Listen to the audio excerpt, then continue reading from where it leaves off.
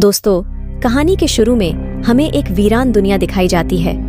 दुनिया के बहुत से लोग किसी इन्फेक्शन की वजह से मर चुके हैं। जिस इन्फेक्शन ने इंसानों को मारा था, जानवरों पर उस इन्फेक्शन का कोई असर नहीं था।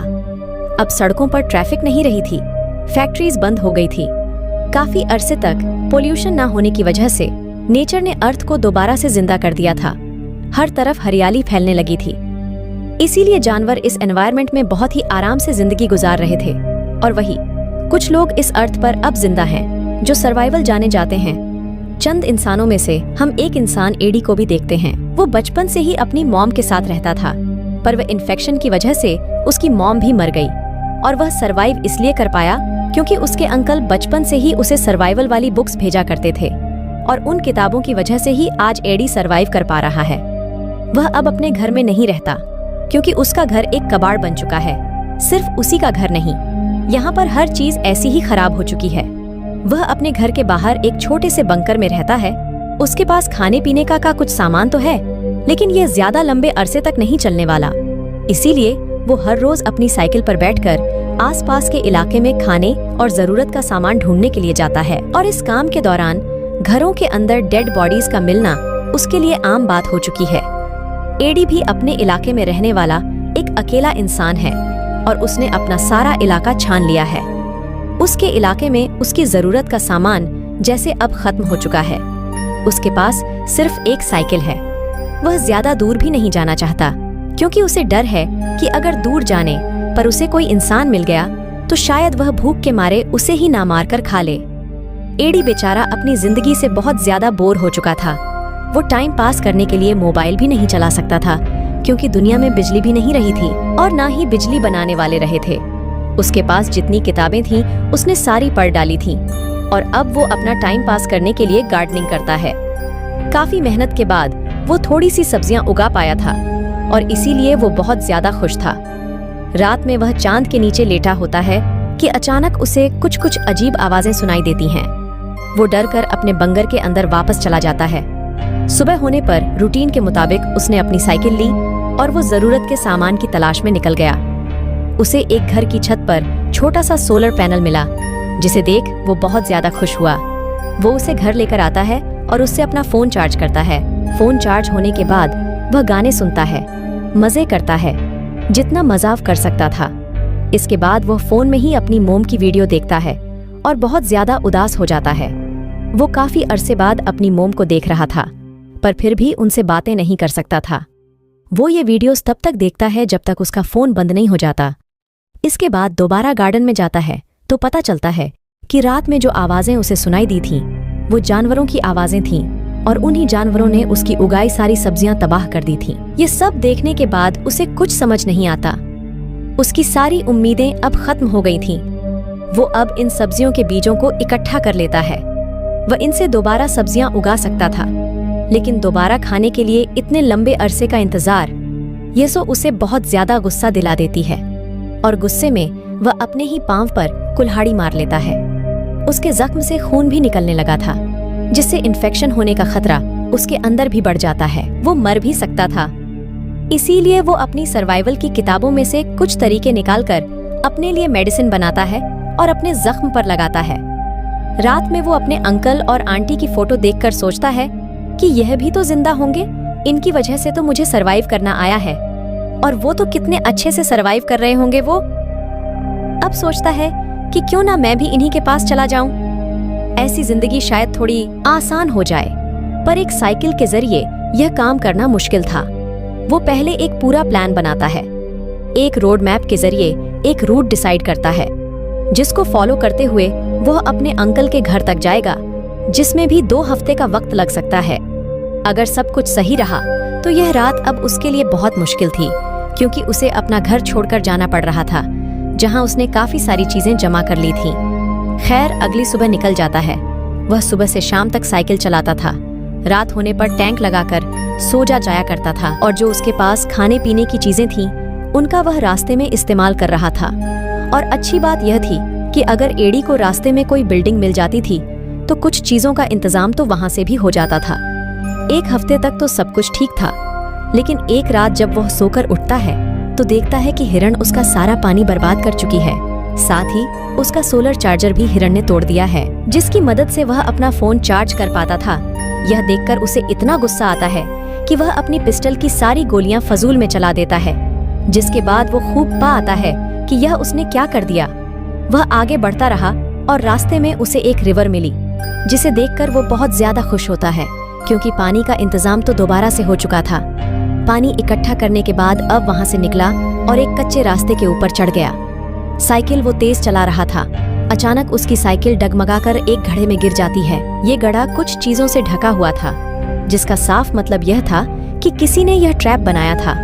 वो इस घड़े से बाहर निकलने की भी कोशिश करता है, पर नाकाम रहता है। उसने बहुत से फायर कर जलाए कि कोई तो उन्हें देखकर उसकी मदद के लिए आएगा, लेकिन कोई नहीं आया। सुबह होने पर वह नोटिस करता है कि कोई उसे देख रहा है। एडी बगैर कुछ सोचे समझे उसके ऊपर गोली चला देता है। यहाँ जो इंसान थी वो एक लड़की थी और वो एडी की गोली से बच भी गई थी। ये लड़की एडी से कहती है कि तुम अपने हथियार मुझे दे दो, मैं तभी तुम्हारी इस घड़े से निकलने में मदद करूंगी।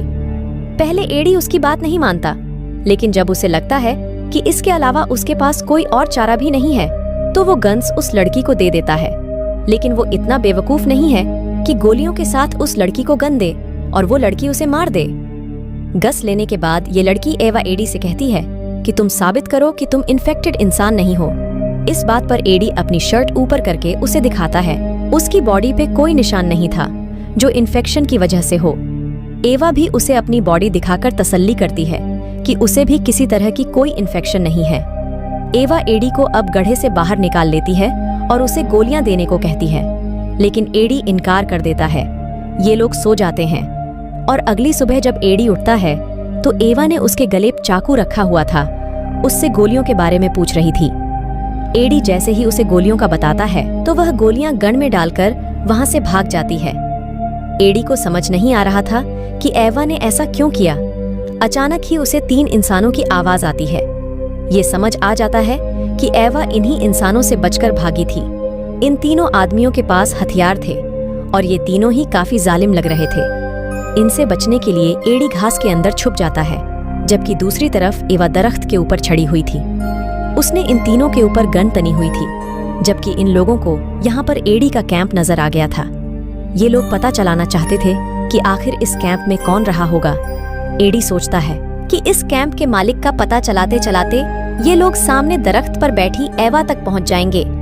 उसकी जान को खतरा हो जाएगा, इसलिए वह जल्दी से कुछ फूलों के जरिए अपने जिस्म पर इन्फेक्शन जैसे निशान बनाता है और ऐसी जगह जाकर लेट जाता है जहां से उन्हें वो नजर आए।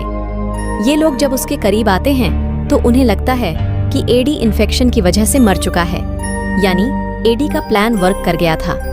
अब क्योंकि इन आदमियों को कैंप के बारे में पता चल चुका था, इसीलिए ये लोग वहां से चले गए। एडी और एवा ने दोबारा अपना कैंप लगाया और यहाँ एडी को पता चला कि एवा प्रेग्नेंट है। वो एवा से उसके हस्बैंड के बारे में पूछता है, जिस पर वह बताती है कि वो मर गया। ये लोग उन आदमियों से बचने के लिए खंडराई एडी दूर कहीं से जाकर 2 साइकिल्स का इंतजाम करके लाता है और उसने फैसला किया था कि अब वो एवा को भी अपने साथ लेकर जाएगा। आधा सफर एडी तय कर चुका था। अब अंकल के पास जाने में उन्हें सिर्फ 1 ही हफ्ता लगना था, लेकिन उसके साथ जाने को तैयार नहीं थी, क्योंकि उसके मुताबिक एडी के अंकल जिस एरिया में रहते थे वो एरिया बिल्कुल सेफ नहीं था। लेकिन एडी को तो अपने अंकल पर पूरा भरोसा था। वो एवा से कहता है कि अगर तुमने नहीं मेरे साथ चलना तो कोई बात नहीं, लेकिन मैं जरूर जाऊंगा। अब एवा के पास क्योंकि कोई दूसरा ऑप्शन नहीं था, वो भी मान गई। ये दोनों निकल पड़ते हैं। एवा को साइकिल चलानी अच्छे से नहीं आती थी, इसीलिए उनको काफी टाइम लग रहा था, लेकिन एडी ने उसका पूरा साथ दिया। अब इनकी रूटीन ये चल रही थी कि ये पूरा दिन साइकिल चलाते थे, थोड़ा बहुत शिकार करते थे और रात में अपने शिकार को पकाकर खा जाया करते थे, क्योंकि पहले जो खाना उनके पास था वह तो उन 3 लुटेरों ने इनसे लूट लिया था। लेकिन एडी अभी भी खुश था, क्योंकि एटलीस्ट उसे एवा की शक्ल में एक साथी तो मिल गई थी। एडी एवा को पसंद करने लगा था, इसीलिए उसे अब सब कुछ काफी खूबसूरत लग रहा था। पर वह इस बात से अनजान था कि वो 3 बुरे आदमी अभी भी इनके पीछे पड़े हुए थे। एडी एवा का बहुत ख्याल रख रहा था, इसीलिए एवा को भी एडी पसंद आने लगा था। रास्ते में एवा और एडी को एक तालाब मिलता है। एडी तालाब में स्विमिंग के लिए जंप कर देता है। वो जब स्विमिंग करके बाहर निकलता है तो सामने उसे अपने पीछे पड़े 3 आदमियों का एक साथी नजर आता है, जो उससे एवा के बारे में पूछते हुए कहता है कि हमें तुमसे कोई लेना देना नहीं, तुम हमें सिर्फ एवा का बता दो और एवा को हमारे हवाले कर दो। हम एवा को नहीं मारेंगे क्योंकि एवा इनके लिए एक रिसोर्स की तरह काम कर रही है। एवा का जो बेबी पैदा होगा उन्हें ये खा लेंगे। एडी अब यह बात समझ चुका था कि एवा इन्हीं लोगों से बचकर भाग रही थी क्योंकि यह एवा के साथ जुल्म करते थे। वो आदमी दोबारा एडी से बात करता है और कहता है कि अगर तुम्हें जान प्यारी है तो तुम एवा को छोड़ दो, वरना हम तुम्हें मार देंगे, क्योंकि सर्वाइवल के खेल में कंपटीशन तो होता ही नहीं। इतनी बुरी बातों के बावजूद भी एडी नहीं डरता। वो एवा को लेकर अपनी मंजिल की तरफ बढ़ता रहता है और फाइनली कुछ दिन के सफर के बाद वो लोग अपने अंकल के घर पहुंच जाते हैं। एवा यहाँ पहुंचकर बहुत ज्यादा खुश थी क्योंकि अब उसे सोने के लिए एक बेड मिल रहा था और खाने के लिए कुछ खाना। लेकिन यहाँ एडी काफी परेशान था क्योंकि उसे अभी तक घर पर उसके अंकल नहीं नजर आए थे। वह जब घर से बाहर निकलता है तो उसका डर सच में बदल जाता है। उसके अंकल भी मर चुके थे और घर के बाहर उनकी एक कब्र बनी थी। उसकी आखिरी उम्मीद भी मिट जाती है। उसने तो अंकल के ही भरोसे उन तीनों आदमियों से दुश्मनी मोल ली थी। एडी अब इन सारी बातों को लेकर उदास और परेशान हो जाता है। वो एवा के पास जाता है और उन आदमियों की सच्चाई पूछता है। एवा इस वक्त पर कुछ नहीं छुपाती और उसे बताती है कि जब उन तीनों का भाई उसके साथ ज्यादती कर रहा था तो वह उसे मारकर भाग आई।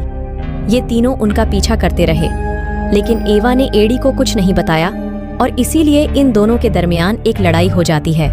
एवा रोती रह गई और एडी अपना कुछ सामान लेकर घर से बाहर चला गया, जहां अब उसका सामना उन तीनों आदमियों से हुआ। वो तीनों आदमी एडी के ऊपर गम तान कर उससे कहते हैं कि तुम एवा को हमारे हवाले कर लो। अगर तुम चाहो तो हम एवा को शेयर भी कर सकते हैं, क्योंकि ये इस नई दुनिया का नया रोल है। पर एडी इनके गंदे इरादों में नहीं मिलना चाहता था। वो अपनी जान बचाने के लिए यहाँ से भागता है और भागने से पहले हवा में एक गोली चला देता है ताकि एवा जाग जाए और अपनी जान बचा ले। यहाँ एडी जो भागने की कोशिश कर रहा था, एक आदमी उसे पकड़ लेता है और इससे पहले कि वो एडी को मार देता, पीछे से कोई आकर इस आदमी को ही मार देता है। एडी की आंटी थी। अब बचे थे 2 आदमी, जिनमें से एक एवा के पास पहुंच गया था और दूसरा इनको मारने के लिए इनकी तरफ भाग ही रहा था कि दरमियान में वो आंटी के लगाए एक ट्रैप के अंदर फंस जाता है और बेचारे की वही मौत हो जाती है। अब एडी और एडी की आंटी एवा को बचाने के लिए उनके पास जाती है, लेकिन दूर से एवा के पास खड़ा बुरा आदमी इनके ऊपर गोली चला देता है, जो एडी की आंटी के शोल्डर में रख जाती है। वो आदमी एक और गोली चलाकर एडी को ना मार दे। एडी वहां से भागता है और मौके का फायदा उठाकर यह आदमी एवा के ऊपर अपना गुस्सा उतारने लग जाता है। वो उसके पेट पर जोर जोर से टांगे मारता है। एडी जो छुपा हुआ यह सब कुछ देख रहा था, वह अब थोड़ा सा शोर मचाकर इस बुरे आत्मे का ध्यान भटक आता है और मौका पाते ही एवा पीछे से एक तीर मारकर इस आदमी का कत्ल कर देती है। फाइनली सारा खतरा इनके ऊपर से खत्म हो जाता है और ऐसे एडी, एवा और उनकी आंटी एक फैमिली बनकर एक साथ रहना शुरू कर देते हैं और यह कहानी यहीं पर खत्म हो जाती है।